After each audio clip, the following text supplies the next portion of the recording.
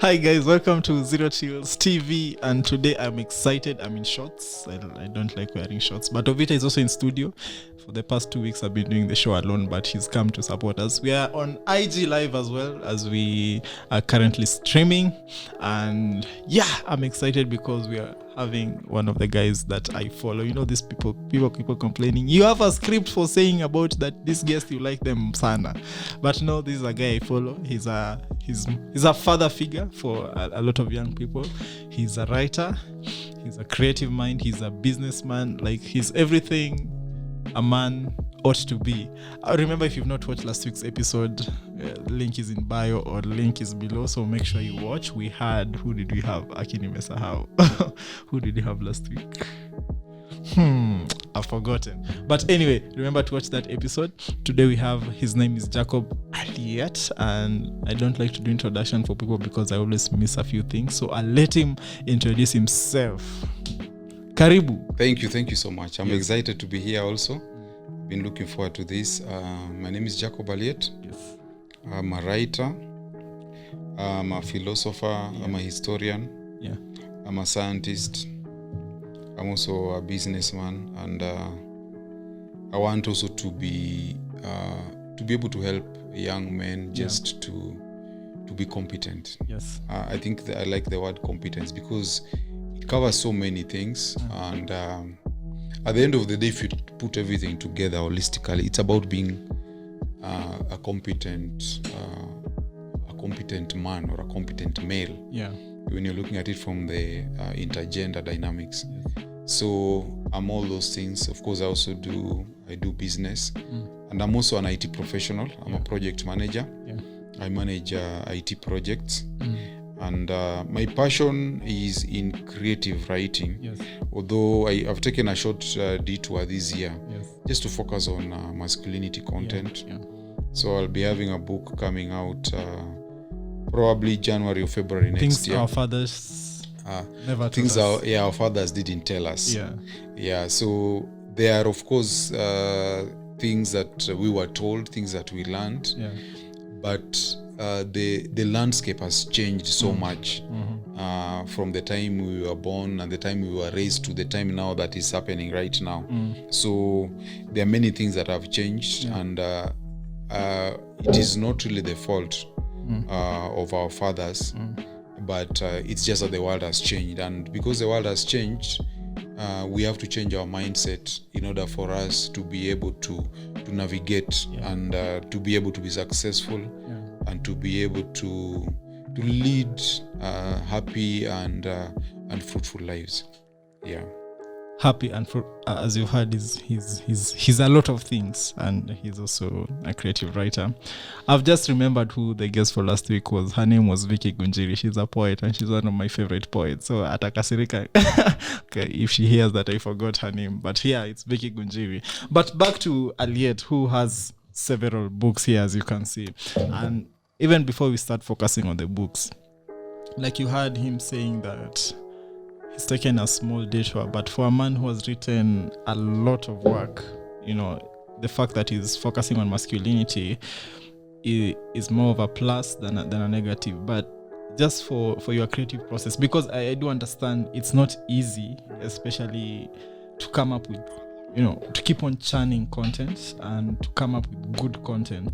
I'd just like to know how, with all those things that you do, how do you manage, you know, like break it down in specific steps, because you know, people just come and say, you know, you just need to work hard, you just need to put your mind to it, but that's not really helping a young person. So how do you do it for yourself? Okay, the answer is not short, but it can also be short. But I'll start with there's a word that people use. They normally say that the separation is in the preparation.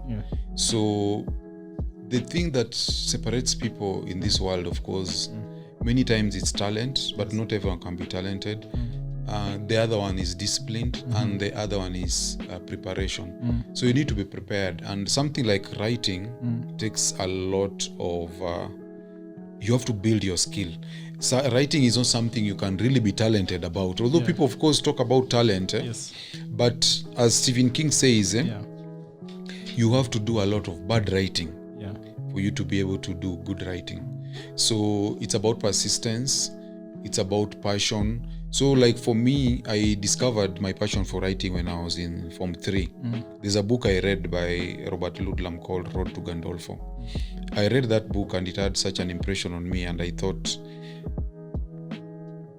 I'd like to make someone feel the way this author has made me feel. Yes. So I basically decided at that age that I would do whatever it takes. So from that time I started reading about what do I need to do to improve my writing skills, what are the kind of habits I need to have. So like I started keeping diaries, because that's one thing they say it's important, journaling or journaling. So you need to keep a journal. A journal helps you to learn to clarify your thoughts and put them in writing. Yes. So if you make it a daily habit, that's a very first step towards becoming a good writer.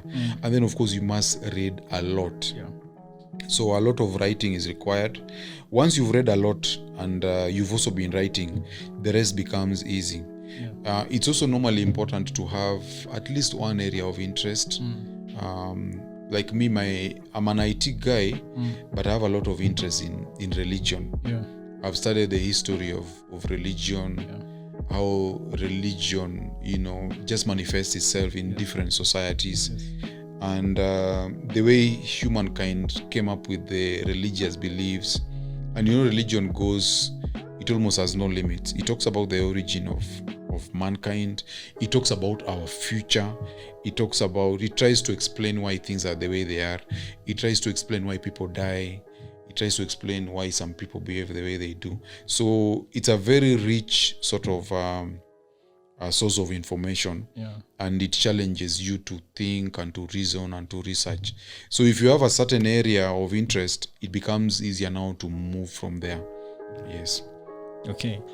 When you talk about interest, that reminds me, for having written all that kind of work, there's this debate, and I'm sure you've also participated in it, whether on purpose or not, between Cristiano and Messi. Like Cristiano is all pure work, pure hard work, but Messi is all pure talent. But they're both sitting at the same level. And sometimes we are told that not everyone is a creative. There's always that debate. Yes. And maybe I'm interested in writing, and I'm told, I don't think you have really talented per se. So how then, as a young person, are you able to cut through that mess? Because when people are telling you, you are not like Jacob. You don't have good ideas. You just stuck in maybe informal employment 8 to 5, wachana mambo ya writing. How then are you able to separate yourself from them? Because you said separation is in the preparation. How then are you able to separate yourself and be able, to go for after what you want? Okay. It's a good question. So the thing is that you don't need to be talented to be a good writer. And I think that applies also in most fields. So long as you have the passion, you will do what it takes to master it. There's this book called The Black Swan. I'm forgetting who wrote it. The Black Swan, by the guy who wrote Never Split the Difference. Yeah, I think so. So anyway, they spoke about 10,000 hours, that to acquire mastery in any subject, you need to do it for 10,000 hours. The same applies to writing. You don't need to have a talent. If you have decided that you want to be a good writer, just do what it takes. And of course, what it takes is a lot of bad writing. And you need to read a lot. And then the first thing normally is copy the kind of writing that you like. Imitation is the first way of learning. And that's why even when you go to school, the teacher writes on the board and you try to write it on your book. That is how you start learning how to write. So the same applies to writing. Of course, you have to be aware about plagiarism and stealing people's work. But it's perfectly in order to copy or to imitate. Let me say imitate, because even in Greek schools they used to call it mimesis or mimesis, where you copy. They used to study the works of Homer in the Greek schools. They read the books of Homer like Odyssey and so on, and people master all those things, even the passages, and then they try to imitate how Homer was writing, and that's why people are writing. So now, once you've decided this is your passion, it's very important to have habits that will make you succeed. Yeah. And for me, I figured out that the only way I was going to be able to meet my goals, my writing goals, is by waking up early. Yeah. I normally wake up at 3 a.m. And of course, the thing is, so the thing is, waking up early, there's a misconception. People think that if you wake up early, you're depriving yourself of sleep. Yeah. That is not how it works. Yeah. It basically means you go to bed early. Yeah. It doesn't mean that you just wake up early and now you're starving your body of sleep. Yeah. So I try to be in bed by 9 p.m. so that I get at least 6 or at least 5.5 hours. Yeah. Now, waking up early it has a lot of importance. The first thing is that time between 3 and 6, for example, for me, it means no one can take that time away from you. Yeah. Your boss can't call you, the kids are asleep, you have all your peace, even the neighborhood, everything is quiet. You're just by yourself. So you can really focus, and at that time you're very fresh because you're just from sleeping. Yeah. So that is also very important. Habits like waking up early will make you to be grounded. If, for example, you try to do it late in the evening, because some people say I'm not a morning person. Yeah. And I don't know whether they're morning people, because even me, I'm not a morning person. Even me. I'd rather do things in the evening. But I realized evening you almost have no control. Exactly. Because, for example, me, I work, and sometimes your boss just calls you at 5 and tells you, no, there's this thing we need to discuss. Yeah. He keeps you in the office until 9. Yeah. You'll be in the jam. And then after you've had dinner, you're tired. You're basically winding down. You can't start doing a very important task at that time. Because even in terms of your mindset, you're basically dialing down. So I had to basically make adjustments and start waking up early. So I think that is also very important, because people talk about time. How do you do this thing? And you do this. And so for me, that's normally what I do. I go to bed early and I wake up early, and that's the time I write. I used to wake up early, sitakata, around 4 a.m. sometime back when I was very hungry. Not that I'm not hungry right now, but I used to wake up around 4. And then as the years rolled by, I started loving my sleep more. Although in my defense, I sleep also quite late. Right, okay. But I think even Robin Sharma in his book, the 5 a.m. Club, he talks about the benefits which you alluded to. But let's put that aside, Kidog, and talk about, fine, I have the book right now. When we had a guest last time in studio, he was telling us about networking, how to get in the right rooms.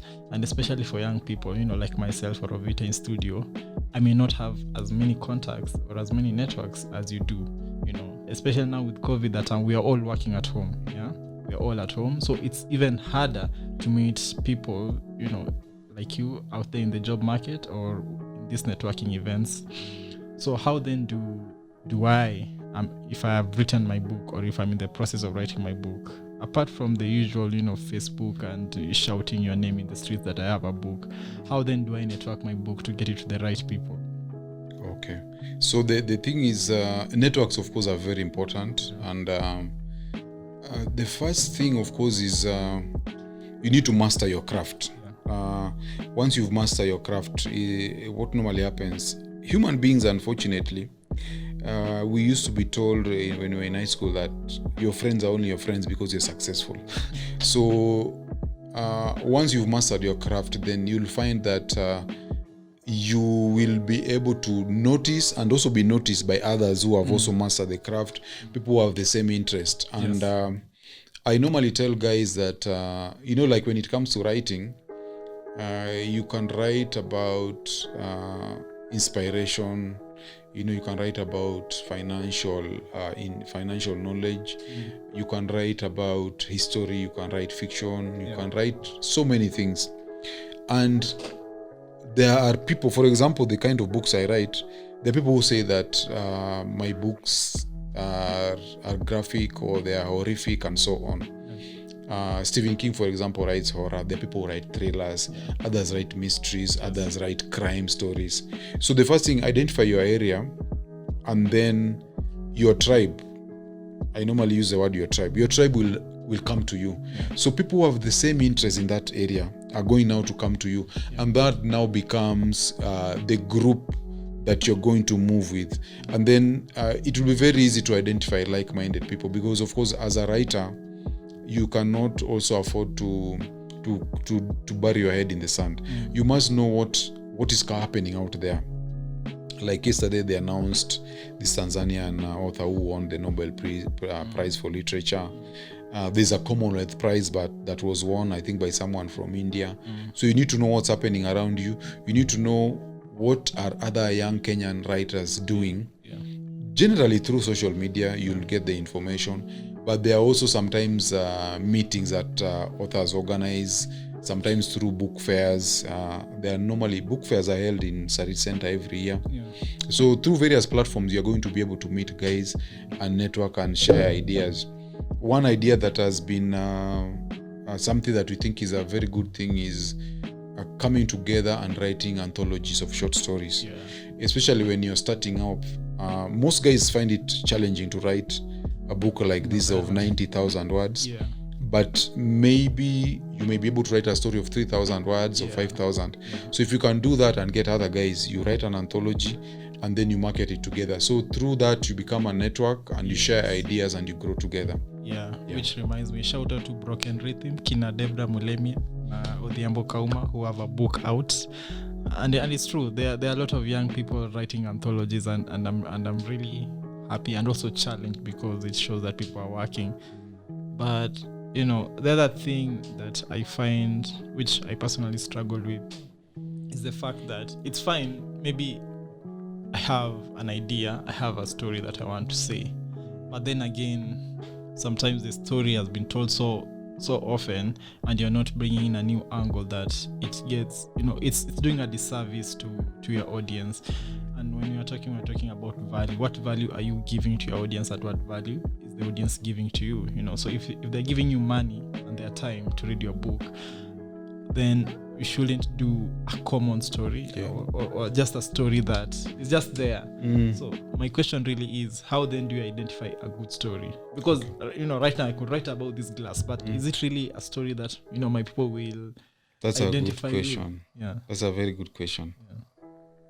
Now, a good story is a story that you like. We normally say that write the story that you'd like to be written. So if it resonates with you, if you feel that, if it excites you, you go with it. Don't wait for validation. Don't wait for someone else to tell you, I also think it's good. You have to trust your gut. So if you find it good, that actually should be enough to go with it. And then the other thing is this, 90% of stories that are coming out, even movies, they are just a rehash of stories that have already been written before.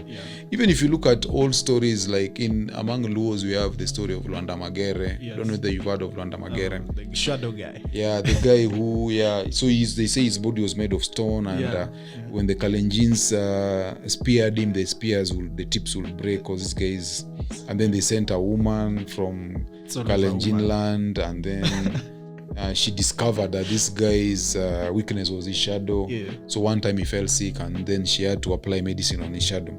So that's how they killed him. You see the same story, you find the story of Samson. Samson and Delilah.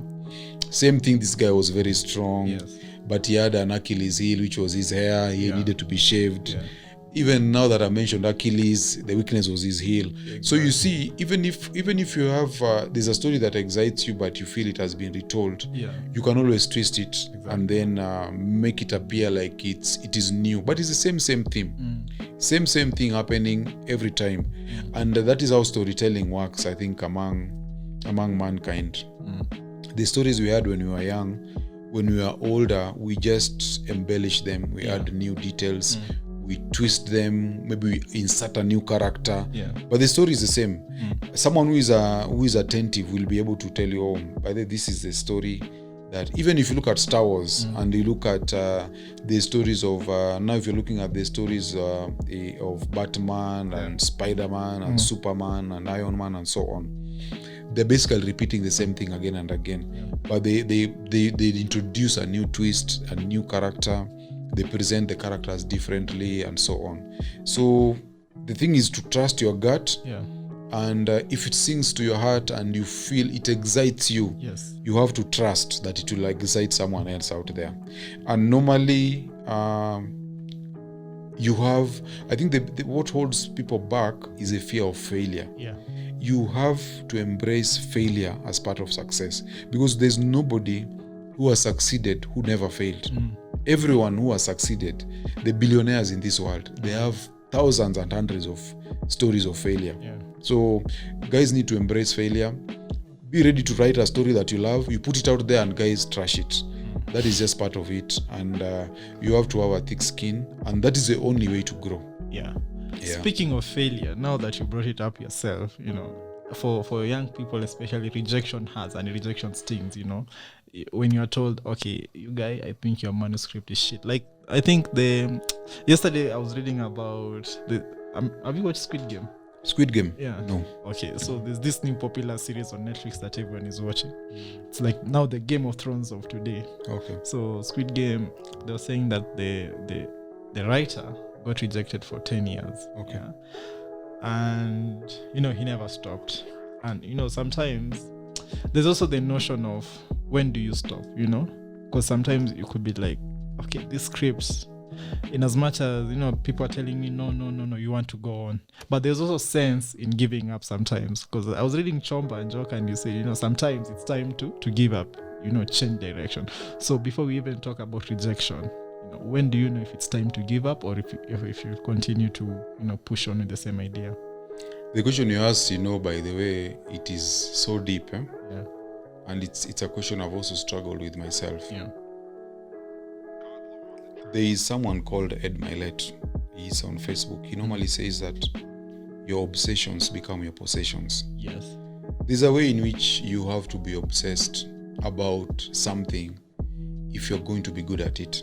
And obsession means that there's a way in which you've crossed the boundary of rationality. Yeah. There's a way in which the way you're moving is not normal. But many times that is what you need for you to be able to, for you to own something. Yes. For guys to recognize, wow, that guy is good at that. So there is that. And then there's also a story.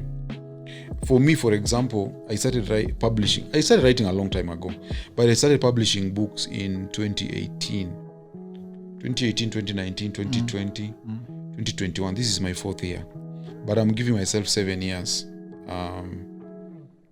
for me to be able to burst into the limelight and to be known as a writer. Yeah. So I accepted. Going in, I knew that it will take time. Yeah. Because it's something I see. Even the lady who wrote a report, I think she's called J.K. Rowling. Yeah. She was also rejected, I think, for 7 years. Yeah. If you look at Stephen King used to spin, he says that. I don't know how true it is, but this is what he says in the interviews. Yeah. He says that he used to send his manuscripts to publishers, and they used to send him rejection letters, and used to pin them on a wall using a nail. Yeah. So he pinned them until the nail was full. Okay, so what he did, he got a bigger nail, and now he was just continuing pinning them. But finally, for him, he says it took 5 years. Then they started now accepting his work. So, but normally what happens is during that period of rejection, you must be self-aware. Yeah. You cannot be delusional. There are some people, if you've watched, for example, America Got Talent, there are people who go to sing, but you can just see now, this one is hopeless. You have to be realistic. Yeah. But at the same time, you also have to have some degree of self-awareness. Yes. You must be able to compare your work with the works of others and be able to take feedback positively, so that you can improve. And many times, the way the universe works, if you persist, you normally succeed. There are very few cases of people who persist and fail in the end. Even with businesses, there's a school of thought that says, the people say, when you start a business, you will make losses maybe for 2 years, the first 2 years or 3 years. But there's also people who say, if you're in a business that you're making losses like that, 1 year, 2 years, it's a wrong business. You should get out. Yeah. You should get out as quickly as possible. But then again, that's where the issue of passion comes in. Because if you want to do something out of passion, then you'll be able to survive. You'll be able to see beyond the immediate returns and be able to persist. And I think that's why passion is important. Yeah. So even when you look at the stories of Cristiano and Messi, those guys both work hard, and I think they are both talented. Yes. Now it just depends on who you ask, because talent is not enough. You have to really work hard for you to differentiate yourself. If you look at even Usain Bolt, if you look at his stories, the way he was running when he was 14, this guy was talented, but when he was 22, 21, he was really working hard until he was crying and puking and throwing up, but he was talented. But that is what it took for him to be the best in the world. So I think the thing is, have a vision, and if you have that passion, just stick to it. Don't give up, because the universe normally, that's what I'm saying. I've not heard of any case. Even if you look at this president of the US, I think he's called President Lincoln. I think he stood for president 6 times, he failed, and then he got it the 7th time.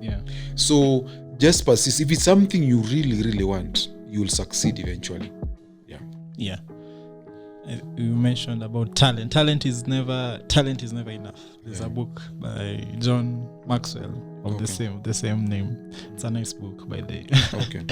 Now let's talk about rejection. I want to know if you, of course, it's not an if question, it's a when question. When you are rejected, and which was your deepest rejection, and how you bounced back from it. Okay. I think the reason I started writing late is because I didn't want rejection. So I was always questioning myself and thinking I'm not ready. And what used to happen is I used to write. I've always been writing. And if you Google me, you'll see back up to 2007, I have my articles published online, even in international journals. But I never felt that I was ready to start writing books the way I want. And then I think I also struggled with the subject, because I have a lot of content in academic work, and I had not yet decided, do I write fiction? Do I write on real life? So I used to write on Facebook. I post on Facebook, on Twitter. 1 or 2 guys tell me, by the way, this is good work. You have a talent. By the way, you need to make money from this. This is really good. I say, okay, fine, maybe, but I'm still preparing. But there was one time I think it was in 2017, I posted something on Facebook in a group, and so many guys just responded and said, this is really good. Are you a writer? If you're not a writer, you need to publish this. We are going to buy it. So many guys. So that's when I decided, okay, that's it. Let me start. And that was this first book of mine, Strange Encounters. So this is also it's a series of short stories, an anthology. This was my first book. So I built it from that, and I learned so much. And the other thing about failure is, guys need to realize that you learn so much when you fail. Actually, people say that failure has more value than success, because you learn more when you fail than when you succeed. When I published this book, I sort of rushed, because some guys were telling me, hey, this work is really good. If you don't get it copyrighted, someone will steal it. So I sort of rushed, and I got the wrong printer. And the book was not long enough. It was what we call a novella. I think it had 22,000 words. But ideally, a novel should start from 50,000 words. So it was a short story. When it came out, it was very small. And some guys were not very happy about that. I did not like the quality. Like, this is a reprint. I had to reprint it almost immediately. But I learned so much from that. I discovered better printers. I discovered better layouts, better fonts, because there's so much that goes into writing. I discovered now editors, because I basically edited it into myself and a friend who helped me. I discovered the importance of paying someone to edit your work, so that it is clean enough. I discovered the pain of putting work out there that is not of good quality, the way it just feels, and it's a feeling you don't want to have again. So I learned from that. The book, Shoreline was my first novel, and I submitted it to Oxford. Oxford was the first publisher I submitted it to, and they sent me a rejection letter. Although it didn't come as a surprise, because once I started writing, I had known the stories of rejection from all other writers, and I did publishing and book trade myself in campus. So I know what happens when it comes to publishing. I'm also in a good position to understand the way Kenyan publishing industry works. They focus so much on educational material. So I was not surprised when they rejected my work. But I've also been rejected from other international publishers. But forget about rejection. Even more important, right now, there will be people who will accept your work, but they are con men. Those are now the guys you need to be worried about, because there are guys now who, they're publishing companies, but when you submit your work, they tell you, wow, we like your work, this work is good, this work can do very well, it meets our standards and our guidelines, and if you'd like, we can do hybrid publishing. Hybrid publishing is where they say there's traditional and there's what they call partnership. So they tell you pay some money and then they also do some work. So what I can tell guys who are listening to me, you should never ever pay anybody for publishing your work. Okay? If it's a professional publisher, they look at your work. If it is good, they'll publish it for you. They'll get an editor, they get a copywriter, a layout expert, do the cover design, everything. They market it and do all that for you. At no cost, they'll pay you royalties. But if someone asks you to pay, by definition, that's not a professional publisher. So you should just run. That's a con man. Yeah. So sometimes guys are so afraid of rejection that when they see acceptance, they rush towards it. But it can actually mess you up. Yeah. Okay. I'm published, right? I have my book out. I have all these pieces that I'm selling. But then, and you've alluded to it about, when you feel like you're there, and complacency is a big deal, especially among men. And I know you tackle it a lot in your masculinity talks. I want to know for you, how then do you remain hungry? Because we could say you're fairly successful, although I know that you're looking towards doing more, but from the normal, definition of success, we could say that, okay, Jacob is successful. But then again, how do you remain hungry as a human being to keep on going? Because after you've done this, you could say, you know what, I have all these books, I can just sit down and let them earn me money while I sleep, How do you remain hungry? Okay, I think the important thing also is to have, they say that you need to have a vision, you need to have a dream. And they say, if your dreams don't scare you, then you're not dreaming hard enough. So for me, my dream was not just to publish, because you see, these books, I'm not writing them for myself. Right now, my reach is very limited. I'm only relying on my platform that is mainly Facebook, because I'm not very big on IG, although I have an account there. So I'd like to sell thousands of copies. When that happens, then I'll consider myself successful. But also, the other thing that is driving me right now is that I'm able to look at my work and feel I could have done better. Although I understand all writers, they feel the same way. Even Stephen King, when he looks at his work, he feels, you as a reader, you may not notice it, but he feels, I could have done better. So understand that is normal. But so that also fuels me, because I normally feel, for this particular book, I went wrong in this way. In the next one, I want to do this. So I want to always improve. That is one. Secondly, there's a lot that I want to write about. Most of these books I've written, they're mostly thrillers. They have some sort of supernatural content, and they have a lot of action. I want to write science fiction. Actually, I've already written some science fiction work, because I'm an IT guy. So when it comes to artificial intelligence, there are certain ideas that I want to put in stories that I have not done. If you look at Shoreline, I've explored ideas of biology. You see, like things people take for granted, like hibernation. I've used hibernation in and even in octopuses. That's why my main character here is the octopus. Okay, it's not the main character, but it's one of the major characters. You know, the octopus, they say it is the only invertebrate that is capable of dreaming. Even among animals, it's one of the few.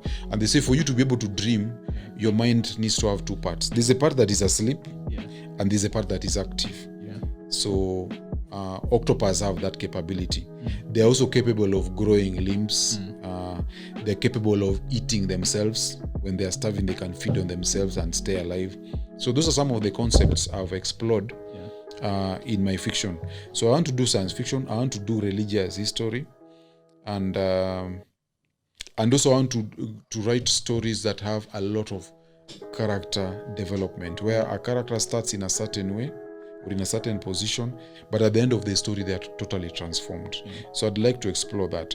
Most of my stories are event driven, where something happens and it triggers something else, and then another, and so on.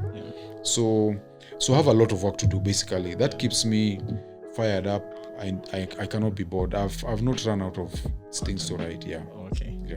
Writing is all about vulnerability. I always have a hard time pronouncing that word, vulnerability. And I want to know which among your books you are most vulnerable, and at what moment, or rather what gets you vulnerable, Okay, so sometimes suffering of the characters, because like in Shoreline Evolution, the character goes through, it starts from comfort, and then they're put in a situation where they're in a foreign country and things are really difficult, and they're a fugitive and they're being hunted down, and they didn't ask for that. It's someone else who actually convinced them to go to that country. So that happens. Although as far as your question, there are also guys who've really asked me to write about myself. They want to know who I am, where did I grow up, and all that. So I'll probably be vulnerable when I write my biography. But because this one now, the stories I'm writing now are about other characters. So I could project some of my feelings and thoughts on them, but in a sense, I'm actually hiding myself from view. Because now I'm presenting to you another character, and you're seeing that person and not myself. But I could be in that person. True. Yeah. But you see now, which now may lead me to my next question, is that when you go on social media, and we are having this conversation a lot of times, most people are more likely to show their cars that they have rather than the scars that they carry. And for you, I'd like to know the biggest scar, that you carry, whether emotional or something deep. Okay. Yeah. There are many. Although I've shared a lot of them also. If you look at my story, at my stories, especially on my page, I talk about my childhood a lot. So a lot of the difficult moments we had during childhood, they are there, and guys appreciate them. So those ones are there. The kind of things that we went through, like I lost my dad when I was 12, and the kind of experiences we went through to survive, they were pretty rough. So that happens. I've shared a number of them, but also there are others that I may not have shared that even happened much later when I'm adult. When I'm an adult, but when I write my biography, I'll be able to share. Okay. You've talked about your childhood. There's this show on YouTube. I don't know if you've heard of it or you've seen it. It's called The White Underbelly. So they interview people, the scum of society, basically. They look for beggars, drug addicts, prostitutes, thieves, thugs, and then they interview them basically to find out, how they grew up and how they landed into whatever they're doing right now, which is drugs and crime. And most of the time, they can track it back to childhood. And for you, I don't know if you relate, but how much has your childhood influenced the books that you write and the content that you produce on social media? Okay, so I've written a lot, because if you look at even Shoreline, the first one, Shoreline Origins, a lot of it came from my childhood. If you look at Magnolia Flower, Magnolia Flower, the way I wrote the book is that when we were growing up, we were told that there are these things called genes. You've heard of genes? Yeah. I don't know that they are the same thing called genie or genie in a bottle. Yeah. So the genes, we were told that when you have those genes, the way to expel them is to eat pork. Okay. Yeah. So I explore such concepts, and in a situation where we don't have pigs, or the genes have adopted, pork does not repel them anymore. What do you do? So I've explored such concepts. Shoreline is a story about things that are happening in a village near a lake, and that's why it's called Shoreline. So I borrow a lot of ideas from my childhood, just in terms of how people interact, how people live, and I explore the concepts that we saw and that we heard about when we were growing up. I'm basically putting them on a canvas, making them realistic, and making people react to them. So a lot of it is there. It's just that I'm now telling it using a language maybe that is elevated, but the idea itself is very basic, and it's picked from childhood. But like I mentioned earlier, also my passion for writing, it started when I was in Form 3, and I've actually been nurturing it over time. The challenge that we had, and I think also most young people have, I read Ngugi wa Thiong'o when I was young, and he inspired me also, but I never knew or interacted with any real life author. So I knew, people write, but I thought, people out there write. I never thought I could actually write. So I'm hoping that even guys maybe who are seeing me now can look at me and say, I know a writer, I know this guy can write, even me I can do it. So hopefully that can also help people. But if that I think happened, I think it will have helped a lot. Because in terms of making me feel capable of writing, probably I would have started earlier. I was looking at a Nigerian author, I think she's called Adebayo Adeyemi, the one who wrote the Blood and Bone something.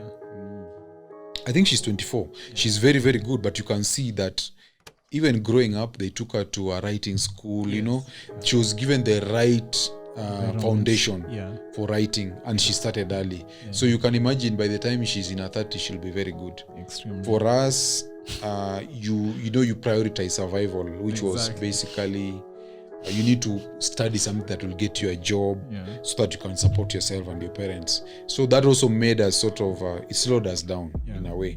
Instead of doing the right careers that can actually build your skill, you prioritize survival. And then, There's a reggae song called Survival. I'll play it for you after the show. Okay, so. But you are now 45. You mentioned that, and for you, I don't know what has been, that one thing that keeps you up at night. People will say success and seeing my children grow, but there's always a regret for every man, and they're always wondering, what if I had done this, this other way, what will have happened? I want to know for you, what is that one thing that you wish you would have done differently? Okay, me by there I don't have any regrets. I think the way my life has turned out, there's someone who said that we as human beings, we're not capable of telling what is right and what is wrong. We judge things, but we cannot tell. And I'll tell you an example. You see, for example, someone applies for a lottery. They maybe spend some 100 shillings, they buy the ticket. Then they win 100 million shillings, When you look at it, someone will say that is good. This guy has won the lottery. He's now rich, He's now rich. But then you'll see that 2 years down the line, this guy maybe bought some property. He started making poor financial decisions. Maybe married a second wife. His wife left. He became a drunk. He got some wrong company. And then he lost all this money. So you find 2 years later, he's lost all the money. He's also lost his family. He's probably even lost his health because now he's stressed. He's probably an addict or he's an alcoholic and so on. So normally, so this guy concluded that as human beings, you cannot tell whether something is good or bad. Things just happen. So you can, for example, say that maybe you got into a relationship with a woman who breaks your heart, and then you look back and say, that was a mistake. But it builds you. So long as you're here, your story is not over. Everything that happens to you, if you are insightful and you're self-aware, it builds you. So for me, I'm not even able to look back and say that this is really a bad thing that happened to me, because even the difficult childhood that I have, they just basically added sand to my gizzard, so to speak. They make you tougher. Like if you look at it from a masculinity perspective, men need adversity for them to be strong, to be courageous. Because you see, for example, if you're talking about, you cannot say you are brave if you've never been to battle, you've never faced danger. It's facing of danger that makes people say, now this guy is brave. Yeah. So, but you see, people don't want danger. Yes. People don't want to be in a situation where they feel they're threatened. But that is what you need for you to become brave. And bravery is not something that will just come through comfort. So for me, I don't have any regrets. I think everything that has happened has made me who I am. I wish, of course, that we had better opportunities.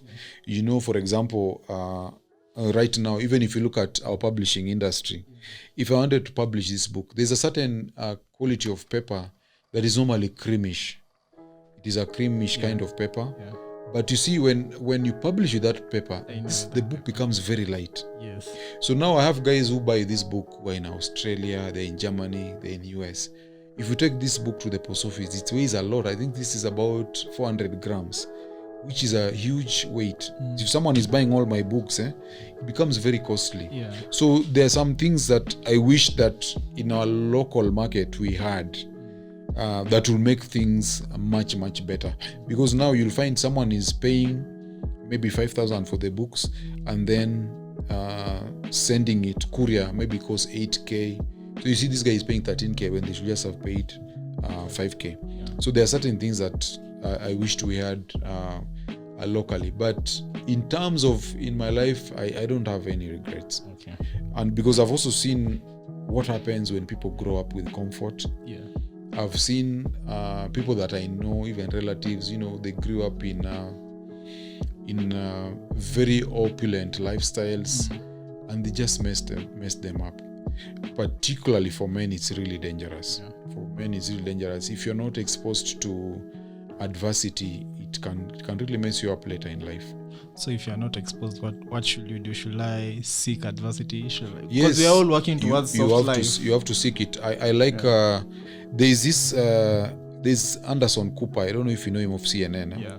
Anderson Cooper comes from a very rich family, but himself and his parents, they decided he's not going to inherit anything from them.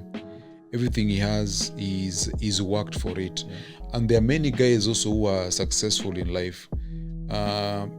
People talk about the idea of setting up your kids, you know, like you set up a fund, you save some money for them.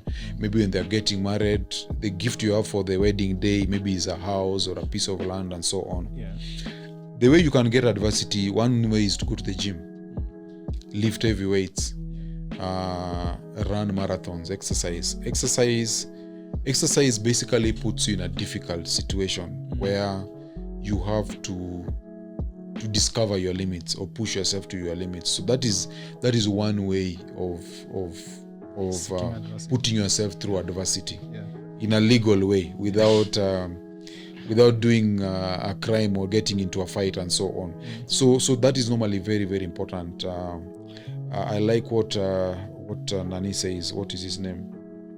Rich Cooper says, lift heavy stuff. Just lift heavy things. It will build you. It builds your mindset, and it also makes you strong as a man. And normally, when you're strong physically, there's a way in which it translates also mentally. So that is really important. They normally say that you need to discover the limits of your genetics. That is something you owe to yourself. Some guys are born tall, others are born short, others are slim, others are fat, and so on and so forth. But as a man, when you do that, you discover the limits of your genetics, and it is very important. Your character is built. Yeah. Is built that way. Okay. Yeah. Now, there's a lot of advice, thrown in the market, and sometimes people tend to get misadvised. And for you, what was the worst advice someone has ever given you? There are quite many, by the way. Yeah. Yeah. I normally actually tell guys, don't listen to people. Yeah. When you want to do anything, because when I left campus, I got invited to a job interview, and at that time, I was earning 16K actually. It was my first job. So I asked some of the guys I was working with, how much money should I ask for when I go to this interview? Because it was a company, I didn't know anyone there. At that time, they didn't even have an online presence. So even if you Google, it shows nothing. So one guy told me, just ask for what you want. So I told those guys, I think I'll ask for 30K. And one guy told me, no, they can't give you 30K. You just cleared campus, they cannot pay you that money. And so that influenced me. When I went there, I was thinking, I was very silly. So I thought, when they asked me how much I wanted, I told them I wanted 32K. So the 2K was for bargaining, so that I can come down to 30K. Yeah. So they asked me, why 32? Why not 40? Why not 30? I told them, I just want 32. They said, oh, fine. They gave me 32. So when I got that job, I realized the guys were doing the same job with same job description, same everything. They were being paid 70K. So you see, and I realized it was because, this guy told me they can't pay me more than 30K. Yeah. So at the time I was excited that, this guy was wrong. I'm being paid 32K, so he's wrong. But in reality, I could actually have earned much, much more. Yeah. And so that was one. So most times, guys, people will advise you based on who they are, not based on reality. Yeah. And I like the story of, if you've watched Denzel's movie called Fences. Yeah, so Fences is about, the way as a parent, yes, you can put a fence around your kid. Yeah. But it's about your own story, not their story. Yes. And that's why I tell guys, don't listen to anyone. If you want to do something, just do it. Just do it. Believe in yourself. If it's something you really want to do, just be ready. So long as you're willing to pay the price. Yeah. I think normally what I tell guys is, you can want whatever you want. Yeah. But also be ready to pay the price. Exactly. Like me, the price I'm paying, I have to wake up every day at 3. Yeah. Because nothing comes without a price. You have to be ready to pay a price. If you're not willing to pay a price, you're not going to get it. Yes. Because nothing good comes without a price. Nothing is for free. So decide what you want to do and decide the price you're going to pay. Then pay the price and you'll get it. Okay. Yeah. Fantastic. Now, I've been asking you questions for the last, I think, 48 minutes. Now it's giving you a break by letting you ask me one question. Okay. Yeah. So, I was asking you about when you started this, and you said you guys started in campus. Yes. So I wanted to learn more about Spotify. I hear about Spotify a lot. Yes. Is it just a free platform like Facebook? You just go in and have an account and you load content? Yeah. Okay. So it's free pass. Okay, not technically, because there's the premium version, the premium plan. People who do not want adverts, maybe specialized content for them. So there's that. So say if you're a creator like me, you can register on the site and just upload your content, whether it's music, blah blah blah blah blah.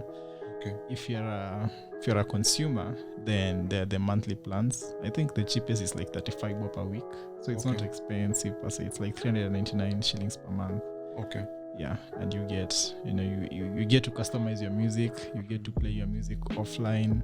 You have plus podcast you're listening to. It's a whole repository of content that you can able to access whether as a creator or as a consumer. Okay. So do you want to join it as a consumer or a creator? I've never thought of doing a podcast. Maybe a YouTube. I've thought of doing a YouTube channel. I'll probably start one. Yeah. Because guys, there's all this talk about in the manosphere. Guys say that if you are of a certain age, there are things you've learned. Yes. And it is important to share what you've learned from your life experiences with the young guys, so that they don't make the same mistakes that you made. But I've not thought of going that way of Spotify.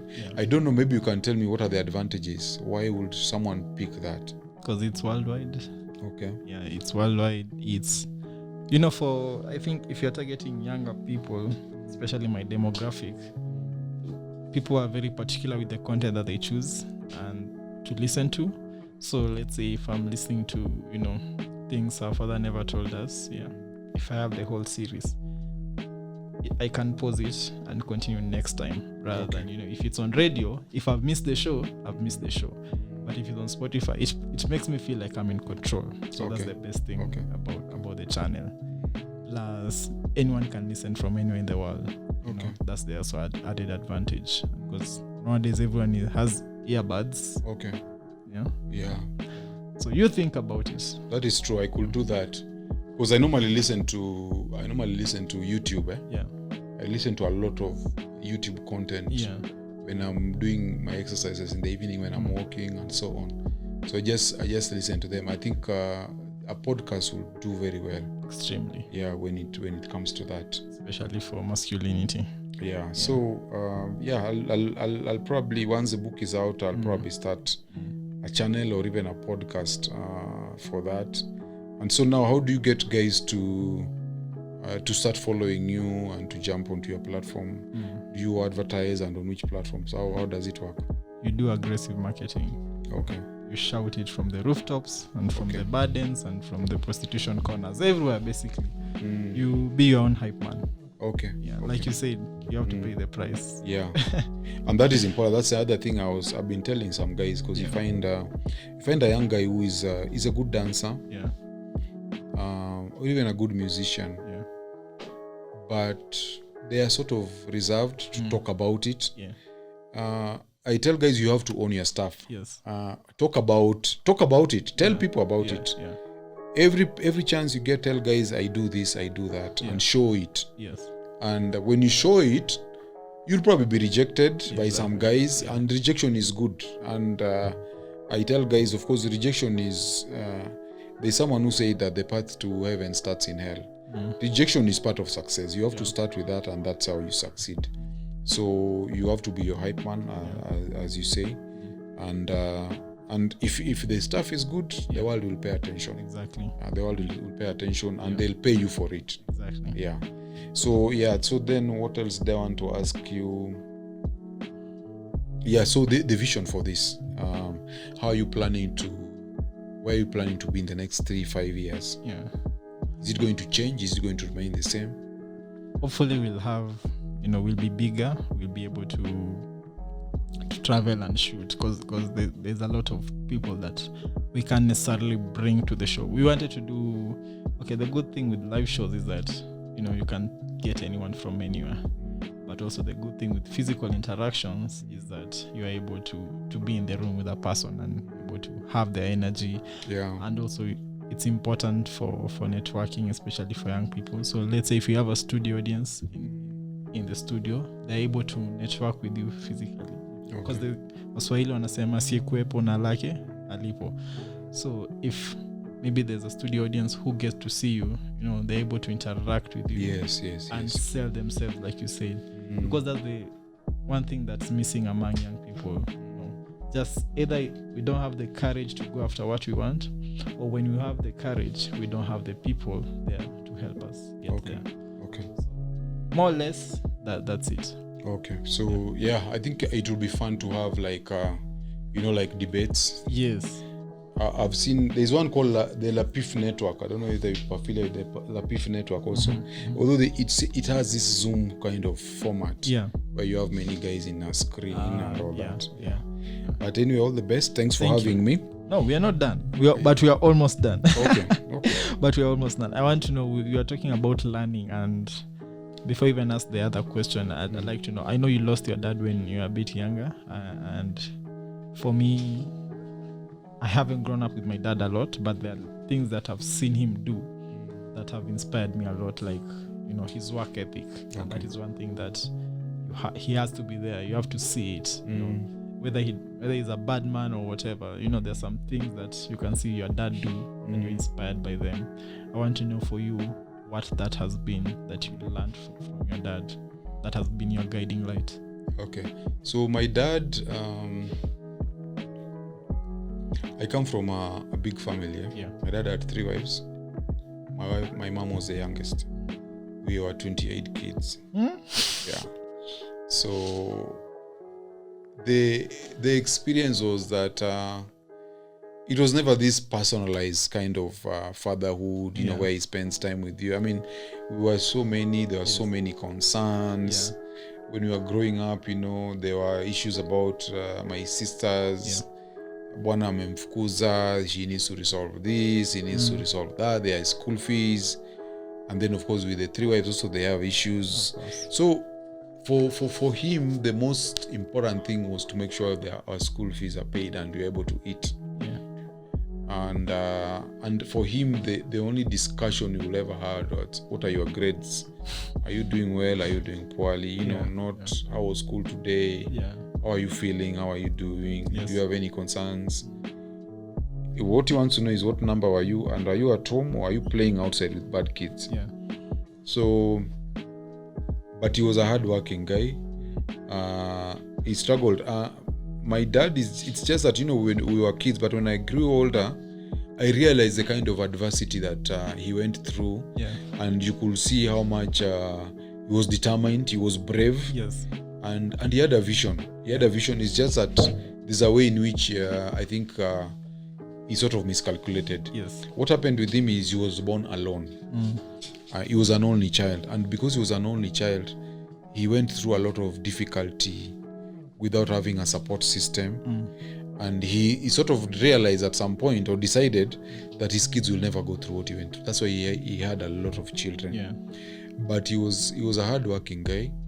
And when he passed on, then the guy now who took over was like my elder brother, who was also a very hardworking guy. So I learned that from them. But the thing I also tell guys, as much as it's important also to have parents, and parents can influence you a lot, but to the most of it, we parent ourselves. We parent ourselves, and I normally tell people that Cain and Abel, they had the same parents, but they turned out very differently. So as much as you may have parents who are well-intentioned, they are purposeful, they are present and all that, a number of times the outcomes you get, it's just up to you. So it is you who decides. You look at Obama, the father was not there. He grew up with the grandparents, but he worked hard. He was able to actually he was able to shepherd himself and guide himself to where he actually reached. So parents can be important, but also men, particularly when you reach a certain age, you have to realize that what is happening in your life has got nothing to do with what happened in your childhood. So at some point you have to be accountable, you have to take responsibility and realize, own your life basically. That is what it is at the end of the day. Own your life. Yeah. Now as we come to a close, I'd like to know, the things that life is a continual learning process, and probably for you, the things that you've learned, the things you've unlearned, and the things that you are relearning, especially now that you're about to hit half a century, which is in 5 years. The next election, guys, is going to be 5 years. The thing that I've really learned, which when we were growing up, we were told that you can be anything that you want, and then we used to say, okay, now if I want to be the president, will I be the president? I cannot be the president. You can. But I learned much later in my 40s how true that one is. And the way it works is like this.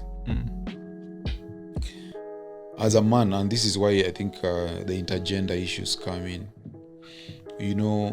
Men have more than 10 times the testosterone that women have. And testosterone is like a nuclear reactor or a fuel. We don't use it, so we don't know what it is. People take it for granted. You see beards, you see muscles, and you see aggression, and guys think that is all testosterone is. It is so much more, in the sense that if you decide, for example, if you decide you want to be the best musician in the world and you focus on that, you can actually be the best musician in the world. You see, a number of these guys who are successful, they're just guys who made a decision at one point to pursue something single-mindedly and focus on it. And that's the advantage guys have that guys don't even know. You see, now, because people talk about equality and so on, people sort of don't realize anymore what biology has placed in a man. So people think we are the same. We're not the same. We're not the same, but we can be the same, because if you sleep on your talent, it's the same. It doesn't really matter. It's like you have big muscles, then you just sit around, it won't matter those muscles, what they are and how big they are. So that is one thing that I've really realized, that when you make that decision to pursue something, it sort of gives you a superpower. Because you see, like for me, when I wake up at 3, guys say, how do you do it, man? I miss easy. But I also realize by being able to do it, how much I'm able to, the output I'm able to give out. It is so much. And if you look at it in terms of just comparison, because I have a job and I work with my colleagues, and there are guys who will never be close to doing what I'm doing, just because I made the decision. Just because I made the decision, and because I'm aware that I can do it. So that awareness of our capability is something that guys really need to realize, that if you just set your mind on something and pursue it aggressively, 99% of the times you're going to be able to achieve it. Because we have that singleness of purpose. If you remember, I think in high school, people used to say that the weeks approaching exam time, you'll find that guys don't fall sick. Very few. You won't find guys falling sick. Because guys are focused on exams are coming, I'm revising. You're not even thinking of anything else. So we have that ability in us. And if guys just realize that, we can achieve so much. In fact, I normally say you become beasts. You become beasts in the sense that the things that you will be able to do are just incredible. But I also learned that when I was younger, when I was trying to, I love distance running, marathon, 21 kilometers, 42 kilometers. There were days I could just wake up at 4 a.m. and go for a run. You go run at 8, you're in the office, you're able to do all that just because you make that decision to do or to pursue a certain goal. So that's the one thing that I've actually got to learn and appreciate it. And I've seen it actually happening in my life. If guys make a decision to pursue something, we have that superpower in us. And nothing can stop you. It is not money, it is not time. You'll be able to achieve it. That is the main thing I'd like to share with guys, and I'd like guys to actually realize. Amazing. If your life was a billboard, what would it say? I think that billboard will be busy. It will be busy. Because I'm not one-dimensional. I'd like to do so many things.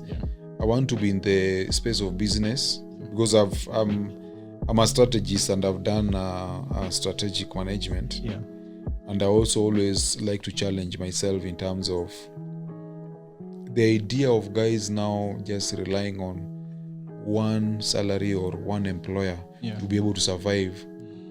It has changed because even COVID now has changed things. You see, when guys are working from home, you're no longer, someone is not able to tell you now, stop this, do this, stop this, do this. You'll be given assignments, and when the time comes, people expect you to hand in the results. But how you spend the rest of your time is up to you. So the world is also changing. People need to be able to manage themselves, to be able to achieve certain goals that they set for themselves. It's not going to be about just what your employer has told you, but what are you also telling yourself? So the goals you set for yourself and the things you set yourself out to achieve, those are actually more important. And they determine how your life turns out compared to what your boss decides for you. So it is you actually who decides what your life turns out. Speaking of life, are you satisfied with the way you've led yours up to now? I am. But I still have a long way to go. I still have a long way to go. But I think I'm actually, I've exceeded my own expectations. If I look at my younger self, I've exceeded my expectation, but I have a longer way to go. Because you see, the way they say that what you see depends on where you're standing. The higher you move, the more you're able to see. So I'm able to see much more than I was able to see 10 years ago. I'm more aware of my power and my capabilities than I was when I was younger. So in fact, I normally say that they think that young guys have strength. They have the stamina, but they're not aware of their strength. That is the difference. When you're older, you're more aware, but maybe your energy is going down. But when you're young, you have all these strengths, but you feel, sina do, sina this, sina that. But when you're older is when you realize that really doesn't even matter. So when you're older, you're able to see much, much more, and you're able to reach for bigger things. Yeah. Amazing. Yeah. So I think we've come to the end of the show, and it was a great interview. I don't know if you had fun. I've really enjoyed myself. Yeah. So thank you so much. Yeah. Thank you for coming. Thanks Remember his books. Where's the camera? His books are here. There are 5. Yeah. There is Strange Encounters. Yes. Which is an anthology. Then we also have Shoreline are 2. Yeah. The first one is Shoreline Origins. Yeah. Okay. You're able to capture this. So Shoreline Origins, and then there is Shoreline Evolution. Yeah. Which goes now beyond Kenya. There is the Levant Church. Yeah. The Levant Church comes in 2 covers. There is this one. This one you said for people. Guys who are conservative. Yeah. Yeah, it has the image of a skull. But what's interesting, some guys also felt the image of a skull was scary or looked satanic. This is the skull of a goat, and then there is a church. But that's my favorite. And then there is this one. We normally say it has a slay queen. Yeah. And a priest by the same book. Ademote wa Nairobi feel represented. And then there is a magnolia flower. Yeah. Also very interesting. Yeah. It has a lot of information. Yes. I normally explore a lot of concepts when I'm writing these books. I think of something and I exploit it, Sada. Okay. So thank you so much. Thank you for coming. But before I let you go, I've just remembered this question I have to ask, because my editor will kill me if I don't ask. Say God, whoever you believe in. Do you believe in God? Do I believe in God? Yeah. I understand God. So let's say this supreme being that you believe in tells you, you know what, Jacob, ALIET, I'm about to call you home, but before you come home, I'm giving you 60 seconds to tell me the 3 things that you know are true to you, the 3 lessons that you've lived your life according to. So what would be those 3 things be? Okay. I believe, I think the most important thing is to be honest with yourself and work hard. I think you work hard because I see myself as an asset. And they say that ships in the harbor are safe, but that's not ships are made for. So as a human being and as a man, I think you need to apply yourself. To whatever it is you've chosen to. So I think I applied myself accordingly, and I led an authentic life. So for me, that is those are the most important things for me. Amazing. Guys, we've come to the end. How do we get your books? I have a Facebook page called Ndiko ALIET, but you can also order online. My number is 0716 701 159. So each of the books is going for a K. We deliver all over the world. Yeah. Yes. All over the world. Soon we'll start Mars also. Jeff akienda huko. So thank you for tuning in. See you next Friday. It was amazing. Bye. All right. Thank you, guys.